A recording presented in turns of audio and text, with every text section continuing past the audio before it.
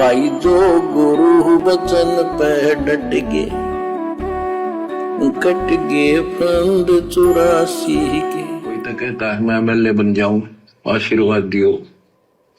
हम उसको भगत ही नहीं मान रहे, उसको कहते तू जा राजनीति कर ले, फिर देख लिए जब तेरे ग्रेजुएटी हो लिया तब आ जाएगी।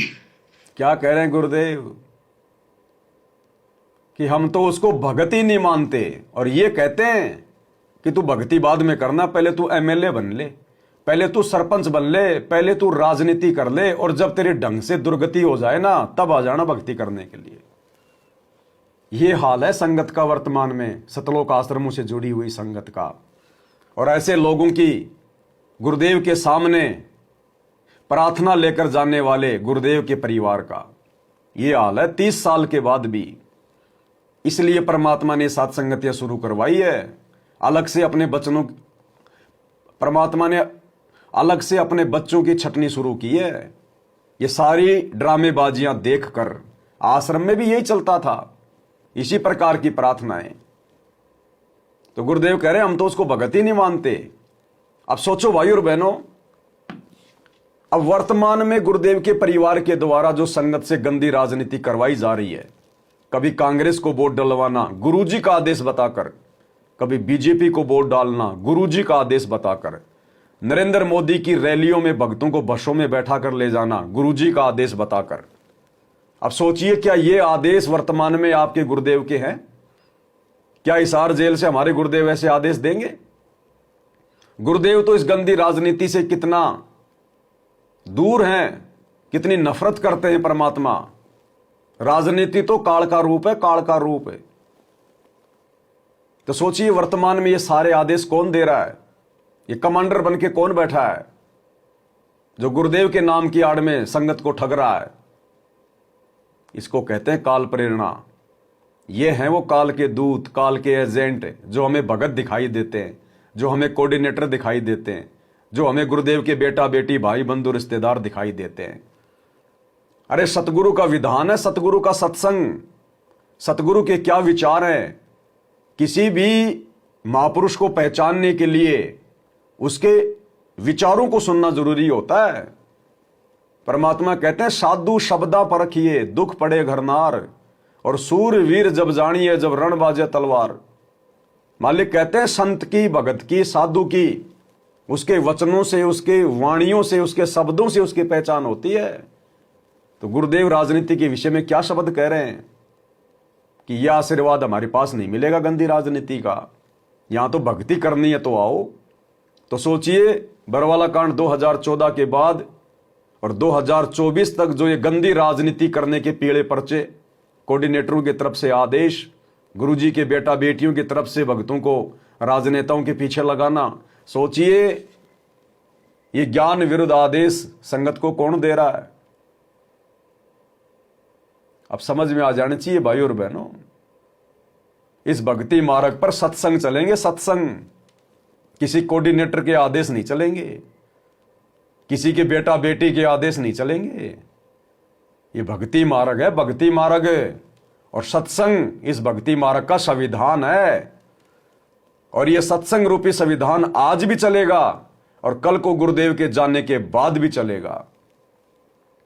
और जो भगत भाई बहन इन सत्संगों के आधार से चलेगा, भक्ति करेगा, वो अंत में जीत में रहेगा। बाकी 90% संगत धोखा खा चुकी है, धोखा। तो क्या कह रहे हैं गुरुदेव राजनीति के विषय में? अब सोच लो। ये है वो तत्व ज्ञान जो सार निकाल कर दे दे आपको। कोई तो कहता है मैं एमएलए बन जाऊं, आशीर्वाद दियो। हम उसको भगत ही नहीं मान रहे, उसको कहते तू जा राजनीति कर ले, फिर देख लिए जब तेरे ग्रेजुएटी हो लिया तब आ जाएगी।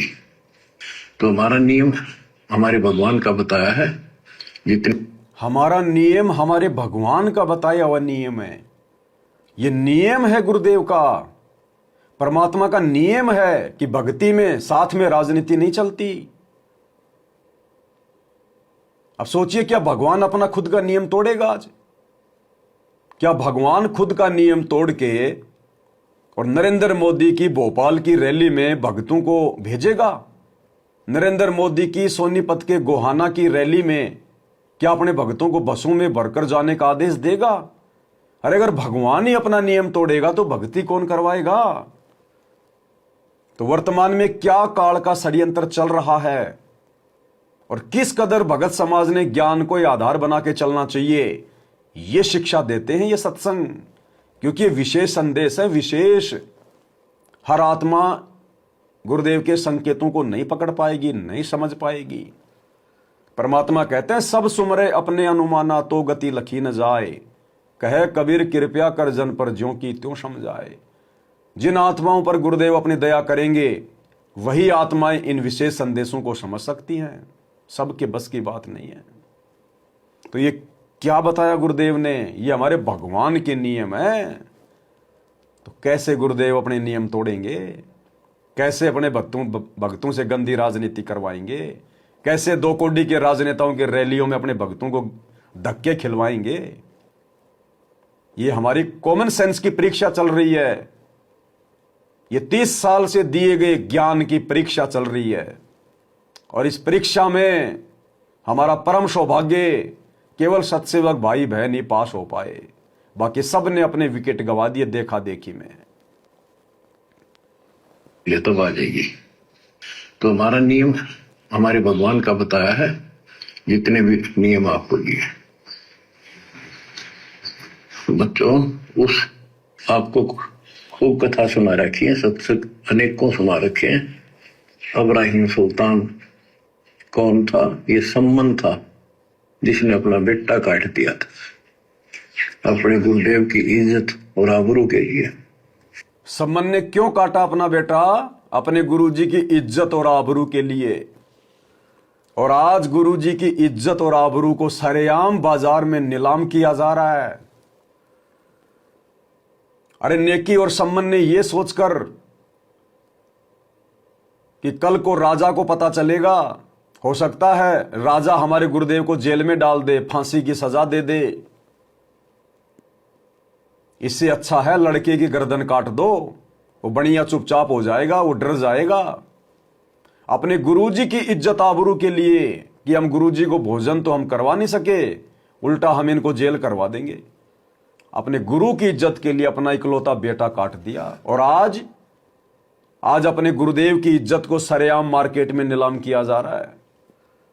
जिस परम संत का 30 वर्षों से राजनीति से कोई लेना देना नहीं, राजनेताओं से कोई लेना देना नहीं, कोई माई का लाल सतगुरु रामपाल जी भगवान की एक फोटो किसी सरपंच के साथ में दिखा दे, किसी एमएलए के साथ में दिखा दे, किसी पार्टी के लिए अपने भक्तों से वोट मांगते हुए कोई अखबार की छोटी सी कोई लाइन दिखा दे, कोई सत्संग दिखा दे गुरुदेव का जिसमें गुरुदेव ने कहा हो कि बेटा कांग्रेस को वोट दो या बीजेपी को वोट दो।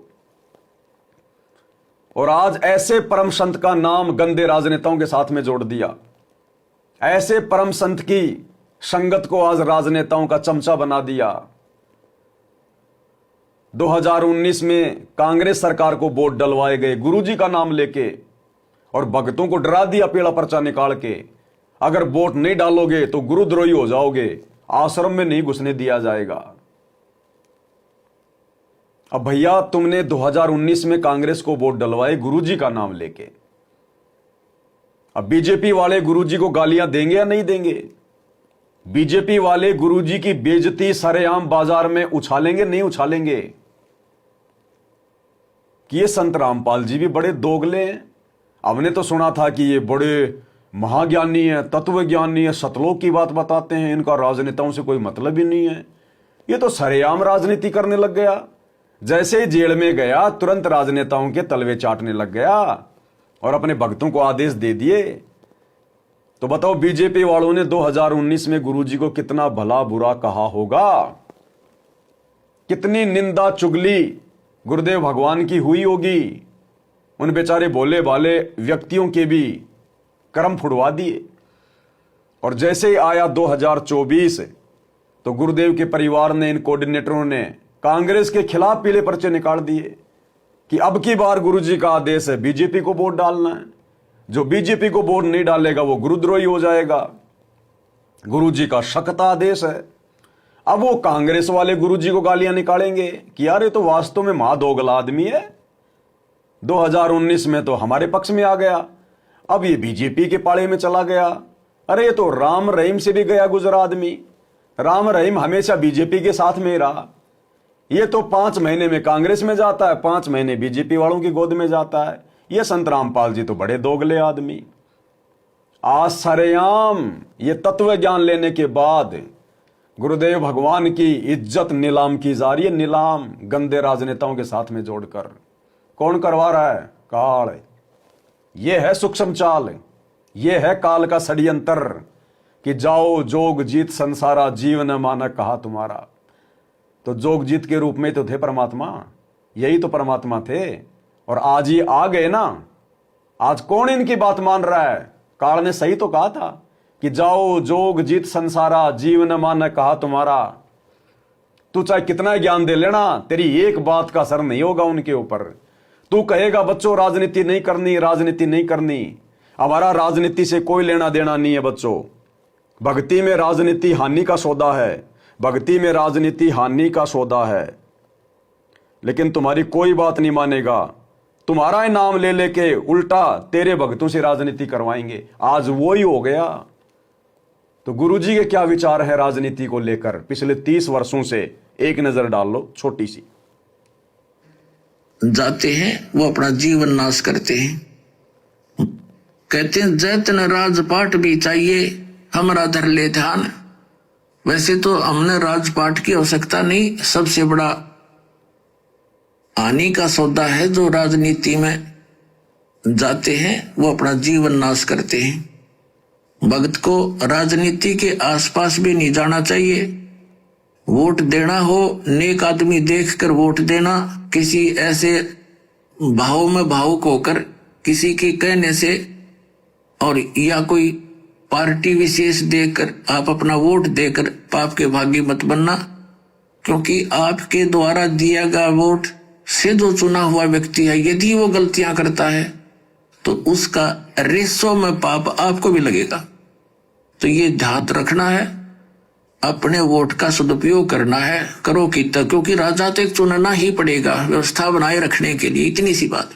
लेकिन स्वयं उस व्यवस्था में सड़ना नहीं, आपने परमात्मा पाना है, यहां से मन हटाना है। और यहाँ के राजाओं की क्या स्थिति है, हम इतिहास पढ़ा करते हैं। मोहम्मद गौरी ने इतनी बार चढ़ाई करी, 16 बार चढ़ाई करी, फिर विजयी हुआ, विजय होकर के कला तोड़ दिया, इतने तो मानस आदमी मरवा दिए और 5-7 वर्ष से राज्य करा, फिर मृत्यु को प्राप्त हो गया, गधा अपने अंडा हुई। क्या था मोहम्मद गौरी? तो हम इन बकवादों को याद करके उन इतिहासों को अब दोहराएंगे। अब हम उन बकवादों को याद करके उन इतिहासों को दोहराएंगे और इस कलयुग की पिछली पीढ़ी में हम गलतियां नहीं करेंगे, ना किसी के झांसे में आएंगे। तो सतगुरु के तो वचन क्या हैं राजनीति को लेकर, और सतगुरु का कलयुगी परिवार काल प्रेरणा से भगत समाज से क्या करवा रहा है, इतना स्पष्ट आपकी आंखों के सामने है। उसके बाद भी यदि हमारी आंखें नहीं खुल रही हैं तो वे काल सिर पे बैठा है। तो 90% संगत जो आज गुरुदेव की गैर हाजिरी में इन शतलोक आश्रमों में जा रही है, उनके प्रत्येक आदेशों को फॉलो कर रही है, पीले पर्चों को गुरुजी का आदेश मान रही है, कोऑर्डिनेटरों को अपना भगवान मान रही है, सिर पे काल बैठा है, काल। अब परमात्मा कहते हैं अगर वोट डालना है तो नेक आदमी देखकर वोट डालो। अरे नेक आदमी जब हमारे भगत ही नहीं रहे तो जगत में कोई नेक आदमी कहां होगा? अरे सतगुरु से इतना ज्ञान लेने के बाद जब भगत ही राजनीति में घुस रहे हैं, राजनेताओं के चमचे बन रहे हैं, तो जगत में नेक आदमी कहां मिलेगा? तो किसको वोट डालें? और स्पष्ट कर दिया गुरुदेव ने कि आपके द्वारा चुना गया व्यक्ति यदि गलतियां करेगा उसी अनुपात में आपको भी कर्म भोगने पड़ेंगे। तो बताओ, ये वर्तमान के राजनेता तो बनते किस लिए हैं? 2 पैसे खाने के लिए, अपना जो है मतलब कि घर बनाने के लिए, उल्टे सीधे काम करने के लिए। कोई सरपंच बन जाता, कोई एमएलए बन जाता, सबसे पहले तो वो उसकी ये कोशिश है कि मुझे दारू के ठेके का लाइसेंस मिल जाए, मुझे बियर की फैक्ट्री खोलने का लाइसेंस मिल जाए। कितने लोगों को सताएगा, कितनों को दुखी करेगा। सरकार देगी उसको 5 करोड़ रुपया रोड बनाने के लिए, 2 करोड़ खा जाएगा, 3 करोड़ की रोड बना देगा, कितनों को रिश्वत देगा। तो वो पाप फिर हमें भी भोगने पड़ेंगे। तो हम क्यों ऐसी व्यवस्था में सड़ें? अरे बाकी दुनिया बतेरी है, वो चुन लेगी अपना राजा, चुन लेगी अपना एमएलए, हम नहीं वोट डालेंगे तो क्या हो जाएगा? तो ये है सतगुरु का ज्ञान। और आज सतगुरु का परिवार क्या करवा बैठा भगत समाज से। भाई और बहनों, वापस सतगुरु की तरफ लौटना 90% संगत के लिए बड़ा मुश्किल है, बहुत मुश्किल है। काल ने बुद्धि चारों तरफ से लॉक कर रखी है। अगर भगवान दया कर दे, सतगुरु दया कर दे, तो कोई आत्मा उधर से निकल के साथ संगति में आ सकती है, अन्यथा भाई ये जन्म अपना बर्बाद। भाई जो गुरु वचन पे डट गे, कट गे फंद 84 के, कट गे फंद 84 के, कट गे फंद 84 के। भाई जो गुरु वचन पे डट गे, कट गे फंद 84 के, कट गे फंद 84 के, कट गे फंद 84 के। भाई जो गुरु वचन पे डट गे,